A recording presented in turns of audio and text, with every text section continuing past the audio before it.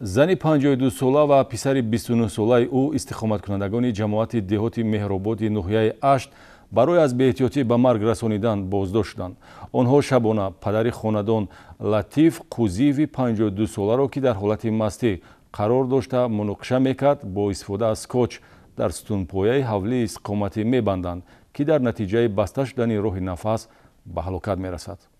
گروه فوری تفتیشاتی مقامات میلیسیا و پروکراتورای ناحیه اشت ضمن سنجشی حادثه گویا خودکشی شهروند قوزیف لطیف اعظمویچ سال تولدش 1969 استقامت کننده دهه بخمل جماعت دهات مهرآباد آشکار نمودند که این حادثه غیر اختیاری جبریده صورت گرفته است. در نتیجه چاره‌بینی‌های اپراتیوی جستجویی معین کرده شده است که سنه 27 سپتامبر تخمیناً ساعت‌های 18:30 شهروند قوزیف در خانه استقامتیش در حالت مستی قرار داشته با همسرش قنوات عمر و سال تولدش 1969 مناقشه و او را لطکوب می‌نماید که آخران گریخته به خانه پسرش قوزیف روشن سال تولدش 1992 می‌آید که در محله نوبنیاد دهه بخمل واقع است. امام کاشلا کنده زاد شو گفت که من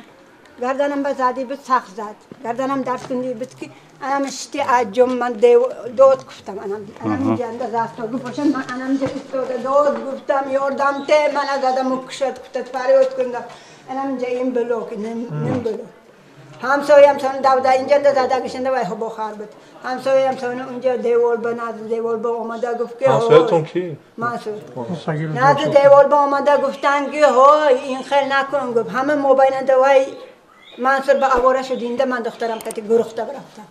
مادر و پسر با مقصد پیشگیری از مناقشه و بدگویی‌های پدر بدمست دست و پای او را با استفاده از اسکوچ بسته در حالت نشستگی در ستونپایه حولی استقامتی می‌بندند. آنها صبح روز 28 سپتامبر با خبر می‌شوند که در نتیجه تابخوری سری پدر به پایان زیر شده در حلقه اسکوچ آویزان و بوغی گشته به هلاکت رسیده است. تا کششم تو برداشتم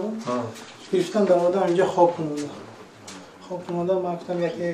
آیوش رفته اینقدر روشون با زدم مساج کردم